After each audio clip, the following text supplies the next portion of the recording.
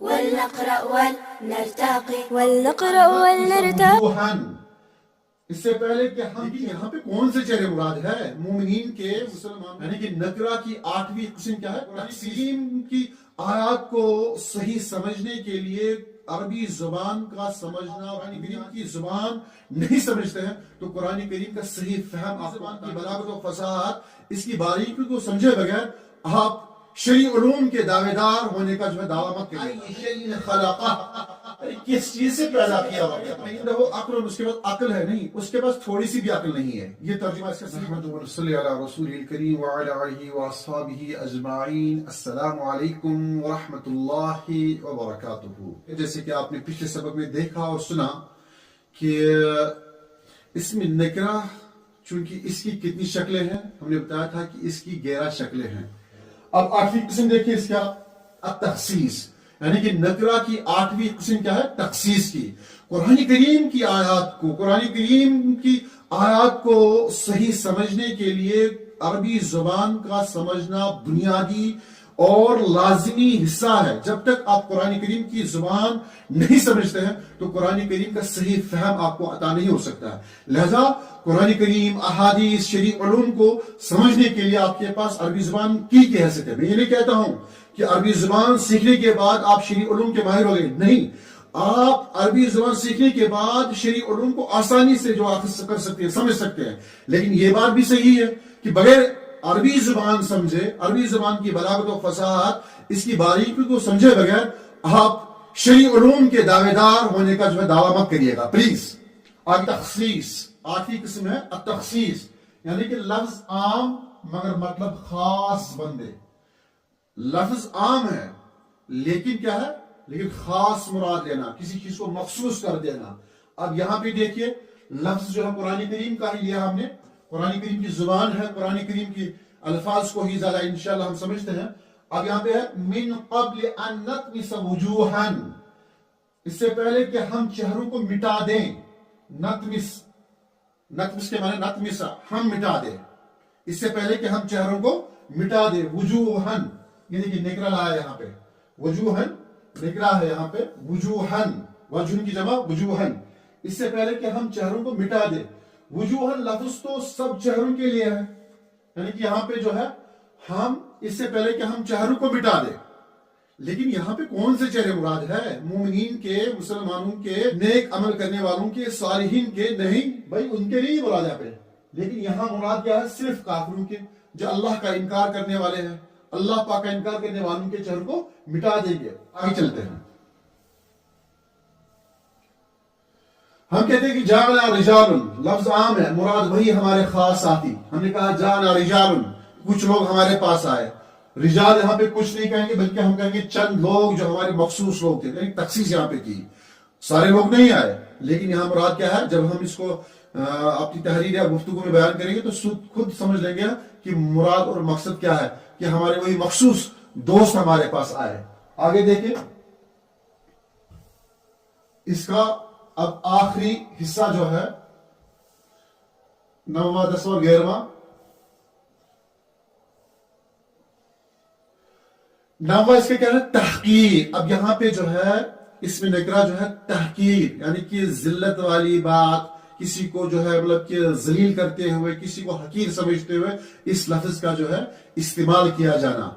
اب یہ جو در جب آتا ہے یہ کسی جملے میں، عربی عبارت میں، تو اپنے معنی بدلتا ہے، الگ الگ رنگ میں آتا ہے. یہ صرف کارنامہ کس کا ہے؟ اس میں نکرہ کا. اب دیکھیں یہاں پہ حقارت، کمزوری، معمولی پن ظاہر کرنے کے لیے اس لفظ کو کا ہی استعمال ہوتا ہے تحقیر کے لیے. اب یہاں پہ قرآن کریم کی آیت ہے من ای شیئن، من ای شیئن خلقہ، کس چیز سے پیدا کیا رب نے تم کو. انسان سے کہا جا رہا ہے، ان کی تحقیر کی جا رہی ہے. انسان، اس کمزور انسان کو جس نے اپنے خالق کو فراموش کر دیا، اس سے کہا جا رہا ہے کہ کس چیز سے تو پیدا کیا گیا، یعنی کہ انسان کو حقیر چیز سے پیدا کیا گیا. شیئن کوئی ایسی چیز جس کی قیمت 0 روپے بھی نہیں، یعنی انسان کچھ بھی نہ تھا. یعنی کہ اللہ تعالیٰ نے یہاں پہ بالکل بلاغت و فصاحت کے ساتھ بتا دیا کہ کس چیز سے پیدا کیا، جس کی کوئی ویلیو نہیں مارکیٹ میں، جس کی کوئی اہمیت نہیں مارکیٹ میں، اور تو اچھل کود کر رہا ہے، تو اپنی باڑی دکھاتا ہے، تو اپنے آپ کو جو ہے مطلب کہ پتہ نہیں 30 مار کہاں سے سمجھ بیٹھا ہے اور بس جو دکھتا ہے تو اپنی ذاتی دکھتی ہے. تو اللہ تعالیٰ نے یہاں پہ جو ہے کیا لفظ استعمال کیا؟ یہ نکرہ کا لفظ استعمال کیا, من ای شیئن, تحقیر کے لیے. اور اب دیکھیں آپ, تحقیر کے لیے اس طرح بھی استعمال ہوتا ہے. عندہ عقل, جب جملے میں استعمال کرتے ہیں ہم, جب پیراگراف میں استعمال کرتے ہیں ہم, کل میں نے استعمال کیا تھا کہیں پہ, عندہ عقل, اس کے پاس تھوڑی سی بھی عقل نہیں. ہم کیا کہیں گے اگر ترجمہ کریں گے عندہ عقل, اس کے پاس عقل ہے نہیں, اس کے پاس تھوڑی سی بھی عقل نہیں ہے. یہ ترجمہ, اس کا صحیح ترجمہ ہے. عندہ عقل, اس کے پاس تھوڑی سی بھی عقل نہیں ہے. اور اس طرح معہ علم, شہد کی مکھی جتنا علم ہے, یعنی کہ تھوڑا سا علم ہے اس کے پاس. تو یہاں پہ جو ہے علم یہ اور عقل یہ تحقیر کے لیے ہے, کسی کو جو ہے مطلب کہ حقارت دلانے کے لیے, یعنی کسی چیز کو جو ہے حقارت اور کمزوری اور معمولی پن ظاہر کرنے کے لیے استعمال کیا جاتا ہے, تحقیر کے لیے. اب 10واں دیکھیں آپ, 10واں کریکٹر کیا ہے اس میں نکرہ کا؟ 10واں کریکٹر ہے التجاہل والاستہزاء. 10واں کریکٹر ہے اس کا التجاہل والاستہزاء. اب دیکھیں مذاق, طنز اور تضحیک کے لیے بھی جو ہے اس میں نکرہ کا ہی استعمال ہوتا ہے. یہ اس کا 10واں کریکٹر ہے. میں نے شروع میں کیا کہا تھا, یہ بہروپیہ ہے. اس میں نکرہ جو ہے یہ بہروپیہ ہے, رنگ بدلتا ہے. یہ جہاں جس جملے میں گیا, جہاں جس طرح سے اس کا استعمال کیا گیا, وہاں پہ اسی طرح استعمال ہوتا رہا. یہ اسی کا مطلب کہ کارنامہ ہے, اسی کے یہ اوصاف ہے, اس کی یہ خوبیاں ہیں. یہ ہر ایک کے بس کی بات نہیں ہے. جو معرفہ خاص ہوتا ہے اس کی یہ کوالٹی نہیں ہے, بلکہ یہ اس میں نکرہ کی کوالٹی ہے کہ یہ جملے میں, یہ پیراگراف میں, یہ اپنی تحریر میں, تقریر میں جب گھستا ہے تو وہاں یہ الگ الگ معنی پیدا کر دیتا ہے. بس سمجھنے والا سمجھے گا, عام انسان کی سمجھ کچھ بھی نہیں آئے گا, بس وہ سمجھے گا ہاں عربی بولی گئی. کیا ہے؟ هل ندلکم علی رجل, کیا ہم تمہیں کسی آدمی کا پتہ دیں؟ یہی طنز ہے کسی آدمی, یعنی یہ کون سا خاص آدمی ہے. هل ندلکم علی رجل, کیا ہم کسی ایسے آدمی کا بتا دیں جو کوئی خاص نہیں ہے. طنز کیا جا رہا ہے, طنزی انداز میں, یعنی کہ رجل, یہاں پہ جو علی رجل جو ہے یہ طنزیہ طور پہ استعمال کیا گیا ہے. یہاں پہ نکرہ ہے لیکن کس لیے؟ تضحیک کے لیے, طنز کے لیے, استہزاء کے لیے. اور طلبہ کا انداز ہے کیا؟ سر آج ایک بڑا اسکالر آیا تھا, جیسے کہ طلبہ کہتے ہیں نا, ہمارے جو شاگرد ہوتے ہیں وہ کہتے ہیں آج ایک بڑا اسکالر آیا تھا. دراصل اسکالر نہیں, دوست مذاق کر رہے ہیں. ہم جیسے کہ کلاس میں کوئی آیا اور کہا سر آج بڑا اسکالر جو ہے بول رہا تھا, حدیث پہ بات کر رہا تھا. ارے وہ تو دنیا کے تمام محدثین کو جو ہے اپنا شاگرد سمجھ رہا تھا, بہت بڑا اسکالر. تو یہاں جب ہم نے یہ جملہ بولا, بظاہر تو ہم نے تعریف کی, لیکن یہ تعریف نہیں, یہ کیا ہے؟ استہزاء ہے.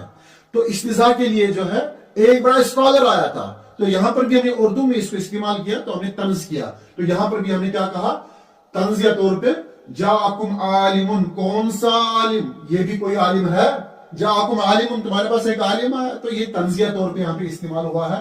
یہ وہی سمجھ سکتا ہے جس کو عربی زبان کا ذوق, مٹھاس پیدا ہوئی ہو, عربی زبان کا جس کو چشکا لگ چکا ہو, عربی زبان کی جس کا زبان جو ہے مطلب کہ مٹھاس سے بھرپور ہو. سرسری طور پہ چند قواعد کی کتابیں پڑھنا یہ کافی نہیں ہے, گھس جائیے عربی زبان میں, شرعی علوم کا اتنا مزہ آئے گا کہ کہنے کی بات نہیں. ارادہ خلاف المعہود, اب یہاں پہ عام نہیں, عجیب غیر معمولی قسم کا جو ہے مطلب کہ جس کو کہتے ہیں, یعنی کہ یہ مطلب کہ غیر معمولی چیزوں کو بیان کرنے کے لیے استعمال کیا جاتا ہے. یعنی کہ ارادہ وہ کیا تھا؟ خلاف المعہود, یعنی کہ بس ایسے غیر معمولی چیز کے لیے استعمال کیا جائے. اس کا معنی بظاہر کچھ ہو لیکن اس معنی کے لیے استعمال نہیں, کسی اور معنی کے لیے استعمال کیا جاتا ہے. جیسے کہ یہاں پہ قرآن کریم کی آیت ہے کہ آپ وَعَلَىٰ أَبْصَارِهِمْ غِشَاوَةٌ وَعَلَىٰ أَبْصَارِهِمْ غِشَاوَةٌ. اب غشاوہ اس کے معنی کیا ہے؟ پردہ ہے. کون سا پردہ بھائی؟ کپڑے کا پردہ نہیں, یعنی کہ ان کی آنکھوں پر ایک پردہ ہے. وہ کون سا پردہ ہے؟ یہ عام چادر والا پردہ نہیں ہے, یہ وہ چادر والا پردہ نہیں, کپڑے والا پردہ نہیں ہے. یہ غیر معمولی اندھا پن ہے, یعنی کہ ایک غیر معمولی اندھا پن ہے جس کو حقیقت سامنے آنے کے باوجود نہ دکھے, اس کو غشاوہ کہا گیا ہے یہاں پہ. جیسے موبائل کی اسکرین پر دھند آ جائے, یعنی کہ جیسے آپ کی موبائل پہ جو ہے اسکرین پہ جو ہے کبھی کبھی دھند آ جاتی ہے, یا آپ کے کیمرے پہ دھند آ جاتی ہے, تو سب دھندلا دکھائی دیتا ہے, اس کو سمجھ میں نہیں آتا کہ یہ آگے ہے کیا. تو اس کے لیے جو ہے یہاں پہ یہ ایک خاص قسم کا جو ہے مطلب کہ پردہ ذکر کرتے ہوئے بتایا گیا ہے. جیسے کہ ہم کہتے ہیں علی قلبہ غشاوہ، دل پر ایسا پردہ جیسے وائی فائی سگنل ختم ہو گئی ہو، یعنی کہ علی قلبہ غشاوہ، اس کے دل پہ ایسا پردہ پڑ چکا ہے جیسے کہ کبھی کبھار جو ہے موبائل سے جو ہے وائی فائی اور جو ہے نیٹ ورک ہی غائب ہو جا رہا ہے. تو یہی معاملہ یہاں پہ ہے. یہ غشاوہ یہاں پہ بظاہر اس کا لفظی معنی اگر کیا جائے تو پردہ ہے، کپڑے کا پردہ، اس کا پردہ، اس کا پردہ نہیں. یہاں پہ معنوی اعتبار سے، اس کے مفہوم کے اعتبار سے وہ اندھاپن ہے جو آنکھوں پہ، جو دل پہ پڑ جاتا ہے. تو یہ کمال ہے اسم نکرہ کا.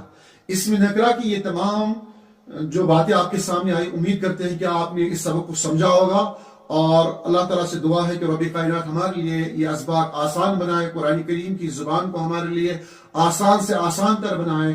اور آپ سے التماس ہے کہ ہماری اس ویڈیو کو لائک کریں، اپنی آراء سے ہمیں نوازے، اور چینل کو سبسکرائب کریں، اور صدقہ جاریہ کی نیت سے اس کو شیئر بھی ضرور کریں. اللہ تعالیٰ آپ کا حامی و ناصر ہو. السلام علیکم ورحمۃ اللہ وبرکاتہ. نرتقي ولنقرأ ولنرتقي وفي الجنة نلتقي ننتظر الحفل العظيم وعدو مولانا الكريم.